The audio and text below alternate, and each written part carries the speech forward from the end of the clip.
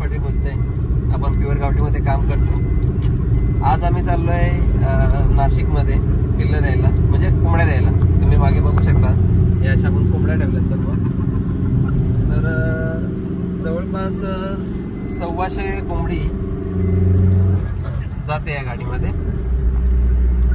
Actually ज्या फार्मरकडे आपण चाललोय त्या फार्मरला त्यांनी ते सुरू केलं होतं कोंबड्या पालन, प्युअर गावठी सांगून त्यांनी पिल्लं घेतली होती. आणि सांगायचं झालं तर त्यांनी काय केलं होतं की तो ड्रायव्हर आहे, म्हणजे गाडीवर आयसर टेम्पो, त्याच्यावर टेम्पो जायचा तो पोरगा, 22 वर्षाचा पोरगा आहे. तर त्यांनी ते चालू केलं होतं, 1 महिन्याची पिल्लं घेतली होती. अक्षरशः मोठं करून त्यांनी ती पिल्लं 220 रुपयाला विकली, म्हणजे मोठ्या कोंबड्या आणि कोंबडा सर्व मिळून. तर त्याचा भरपूर असा लॉस झाला. तो त्या दिवशी आपल्या पालघरमध्ये आला माझ्या शॉपमध्ये की दादा मला करायचं आहे, पण आता माझा भरपूर असा लॉस झाला आहे, तर मला लॉस कुठेतरी कव्हर करायचा आहे. आणि मी गाडी चालवून जेवढे काही पैसे कमवले मी पूर्ण लॉस गेलो त्याच्यामध्ये. तर अजून 1-1.5 लाखाचं लोन करून मी कुक्कुटपालन मला करायचं आहे. मला जो लॉस झाला तो मला कव्हर करायचा आहे. म्हणून मग त्यांनी आपल्याकडे कोंबड्यांची केली, रिक्वायरमेंट केली. मग आता मी स्वतः त्याच्या फार्मवर चाललो आहे बघायला की नक्की त्याचा सेटअप कसा आहे काय. आणि तुम्ही घाट वगैरे बघताय, सर्व असं सर्व घाट आहे आमचा त्र्यंबकचा. ठीक आहे, तर तिकडे चाललो आहे. त्याचा सेटअप कसा आहे काय तुम्हाला मी दाखवेनच. सेटअप म्हणजे त्याचा व्हिडिओ बघितला होता, सेटअप खूप छान आहे त्याचा, छोटा आहे पण. तर बघू, त्याला आपण सपोर्ट करूयात. पुढे काय होतंय, कसं होतंय, काय काय सेटअप आहे तुम्ही नंतर आपण व्हिडिओ मार्फत बघूयाच. तर व्हिडिओ कंटिन्यू करा. आकाशकडे आलोय, तुम्ही आता गाडी बघताय तिकडे, त्याच्यामधून आपण कोंबड्या आणल्या, तुम्ही गाडीमध्ये बघितलंच. तर आता ह्या सर्व आपण काय केलं आहे की कोंबड्या ह्या आपण सोडलेल्या तिकडे. तर बघू शकता या पूर्ण अशा आपण कोंबड्या आहेत. ऑलरेडी आज दिवसभरामध्ये ह्या सर्व आपण कोंबड्या टाकलेल्या आहे तिकडे. ठीक आहे, तुम्ही या बघू शकता कोंबड्या. तर या पद्धतीने पूर्ण असं व्यवस्थित नियोजन आहे. डब्बे वगैरे लावून झालेले आहे, तूस टाकून झालेलं आहे. आणि तुम्ही पक्ष्याची क्वालिटी बघू शकता. तर या पद्धतीची पूर्ण अशी क्वालिटी आहे, इकडे बघू शकता. हे आपल्या प्युअर गावठीमध्ये अशा कोंबड्या आहेत. आणि शेडचं नियोजन बघाल तर आकाश, तुझा काय अनुभव आहे कुक्कुटपालनात? दादा, मी पहिले तर तुमच्या अगोदर म्हणजे एका व्यक्तीकडनं छोटे पिल्लं घेतलेले, 1 महिन्याचे पिल्लं घेतलेले. पण मग ते जेव्हा म्हणजे मोठे व्हायला लागले तेव्हा ते क्रॉस व्हायला लागले. म्हणजे मी त्यांना आहे ना असं, माझ्याकडे एक शेतकरी आला, नंतर तो बोलला की ना क्रॉस आहेत बा. तेव्हा नंतर मग क्रॉस येत, नंतर मग तुम्हाला भेटलो. तुम्हाला भेटल्यानंतर मग तुम्ही पण बघितलं की क्रॉस आहेत. मग नंतर एकदम निवळ म्हणजे 230 रुपयात विकला फक्त 230 रुपये. हो, फक्त 230 रुपये. आणि पिल्लं 5 महिन्यांचे पिल्लं होते ते. म्हणजे आणि काय रेटला घेतली होती तू? मी 150 रुपयाला घेतलेली. पिल्लू 150 रुपये घेतलं. किती? 1 महिन्याचं? 1 महिन्याचं. आणि त्याला मी 4 महिने सांभाळला. ओके, टोटल 5 महिने झाले. 5 महिने. आणि विकलं 230 रुपयाला. ओके.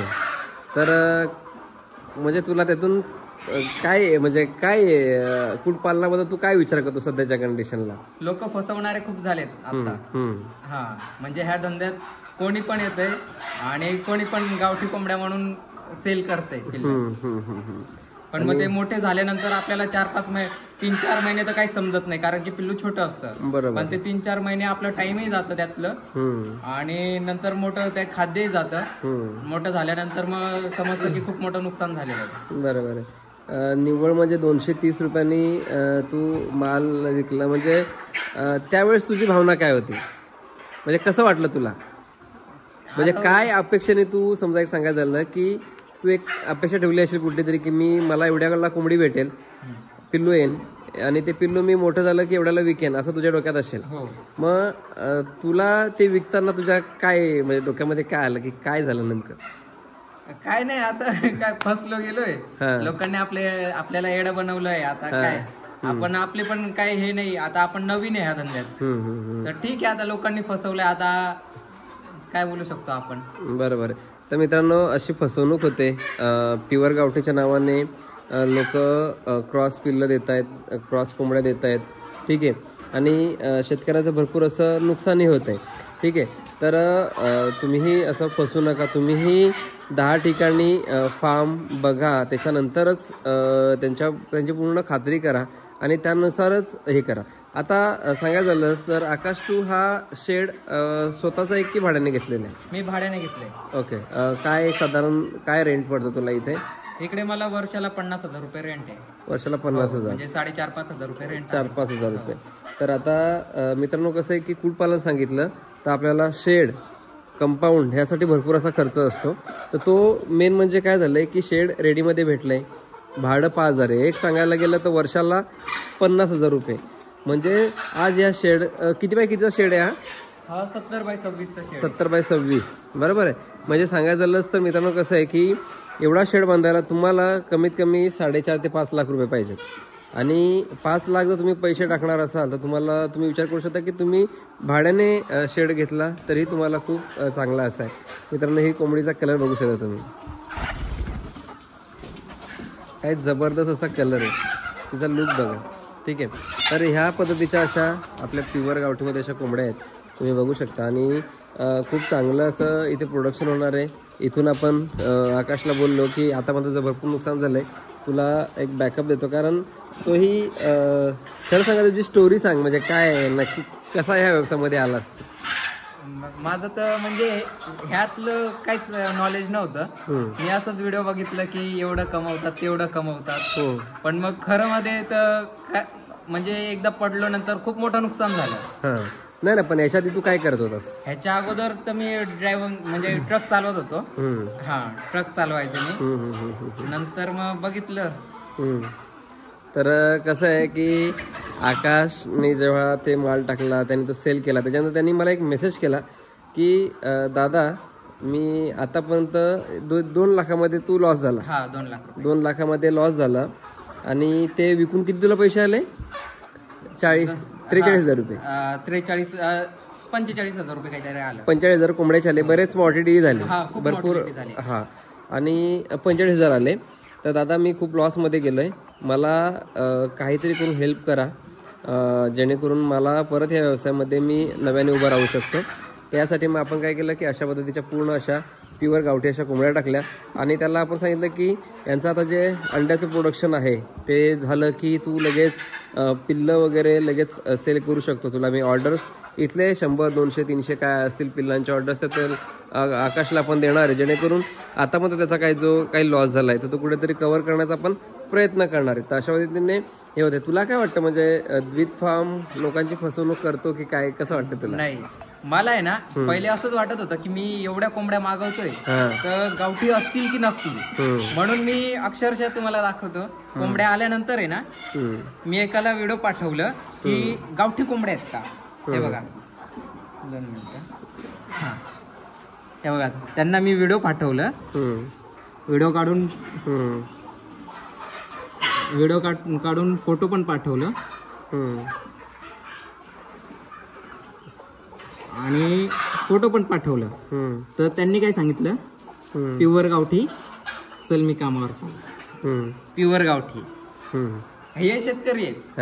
हा, म्हणजे ते पण शेतकरी, आता ते पण असं त्यांचं आहे ना, तिकडनं गावठी कोंबड्या जमा करतात. मी त्यांना एक म्हणजे असंच आहेत की नाही, एवढे घेतले, आता एवढं तर नुकसान झालंय, पण मग परत एकदा मनातली शंका काढून घेऊया.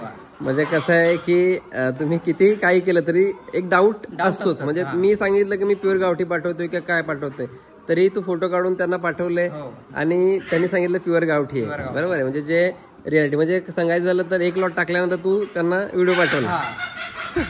ओके. म्हणजे कसं आहे की आपण आपल्या पद्धतीने आपण कितीही सांगितलं तरी समोरच्याला मनात डाऊट असतो. कारण काय झालंय सध्याच्या कंडिशनला मार्केटमध्ये भरपूर अशी फसवणूक चालली. हा, त्याच्यामुळं त्या पद्धतीने हे चालतं. तर मित्रांनो बघत असाल त्या पद्धतीने एक आकाशकडे एक साधारण 1 ते सव्वा महिन्यामध्ये सगळं प्रोडक्शन व्यवस्थित असं चालणार आहे. म्हणजे सर्व बहुतेक अंड्यावरचेच आहेत. नॉर्मली काहीतरी 20 का 22 फक्त पक्षी आहेत. ते तलंग आहेत. बाकीचे सर्व आपण अंड्यावरचा पक्षी टाकलेले. एक 2 ते 3 दिवसामध्ये पूर्ण पक्षी काय होईल की अंड्यावर रेग्युलर, कारण जागा चेंज होते त्याच्यामुळे काय होतं की कुठेतरी पक्षी स्ट्रेसमध्ये जातो. तर एक थोड्या दिवसानंतर पक्षी अंड्यावर येईल. व्यवस्थित असे डबे वगैरे लावलेत, पडदे लावलेत, एक सोडून 2-2 पडदे लावलेत, म्हणजे जास्त थंडी असते म्हणून त्या हिशोबाने. तर आतापर्यंत तू याच्यामध्ये काही वेगळं काय केलं की असंच पहिल्यापासून असंच होतं? नाही सर, मी हे ताटपत्री वगैरे नव्हतं, वरतून जाळी नव्हती. ओके. हे जाळी वगैरे मी लावलं, ताटपत्री वगैरे मी लावलं, कोबा वगैरे मी केलं. असं 1 लाख रुपये माझं गेलं, म्हणून मला 2 वर्षाचं रेंट फुकट आहे. ओके. हा ओके. तर त्या पद्धतीने अशा पद्धतीने केलं. तर शेडी खूप छान आहे. 3-3.5 फुटाची भिंत आहे, जाळीही मस्त आहे, म्हणजे एकदम मजबूत आहे. त्याच्यानंतर 4चं पाईप वापरून हे स्ट्रक्चर उभं केलेलं आहे. फ्री रेंज एरिया बघा, सध्या तिकडे फ्री रेंज एरिया आहे. चला आपण फ्री रेंजही दाखवतो तुम्हाला. तर या पद्धतीने मित्रांनो, सध्या आपण आकाशला सांगितले की खाद्यामध्ये तर त्याच्यामध्ये त्यांनी फिनिशर आहे. तर आपल्या काही कोंबड्या आहेत त्यांना तांदूळ गहूची सवय असते, त्याच्यामुळे काय आहे की पक्षी बऱ्याच वेळा काय आहे की पक्षी जे खाद्य आहे ते खायला बघत नाही. त्यांना तांदूळ गहू असतील तर ते दिले तर त्यांना पक्षी जरा स्ट्रेस फ्री राहतो. ठीक आहे. तर आणल्या एक अंडही आपल्या इथे आलं आहे, कॅरेटमध्येच होतं. त्या पद्धतीने ठीक आहे. तुम्ही आता शेड बघू शकता असं, आणि या पूर्ण अशा ह्या कोंबड्या आहेत. ठीक आहे. तर आकाशात टोटल एरिया किती आहे? हा टोटल 11 एकरचा एरिया आहे सर. बऱ्याच ठिकाणी मला आंब्याची बाग वगैरे दिसते याच्यामध्ये. मला बघता येतं सर्व शेडच्या बाहेर आंब्याची बाग आहे, व्यवस्थित सगळं 11 एकरमध्ये. आणि कंपाऊंड स्वतः केलंय की त्यांनी करून दिलं होतं? त्यांनीच करून दिलंय सर्व त्यांनीच केलंय. हे कंपाऊंड त्यांनी केलंय, बाकीचं शेडला मी खर्च केलाय, कंपाऊंडला त्यांनी खर्च केला. ओके. तर मित्रांनो कसं असतंय की जर तुम्हाला असं रेडीमध्ये शेड भेटत असेल तर नक्की घ्या.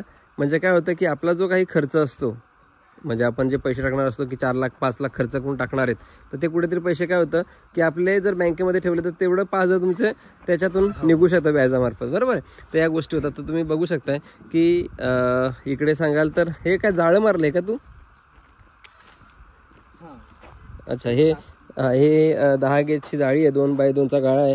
साप येऊ नये म्हणून बघा अशा पद्धतीने फिश नेट लावले, म्हणजे याच्यातून साप येणार नाही. दुसरी गोष्ट कौलं लावलेत, आणि ह्या पद्धतीने पूर्णच्या पूर्ण कंपाऊंड केले. तर आकाश ॲक्च्युली कंपाऊंड करण्याच्या तिथे मला विचारलं होतं कसं करायला पाहिजे, काय करायला पाहिजे. तर त्या पद्धतीने त्याला सांगितलं होतं. ॲक्च्युली त्यांनी ट्रेनिंग घेतली होती आपल्याकडे.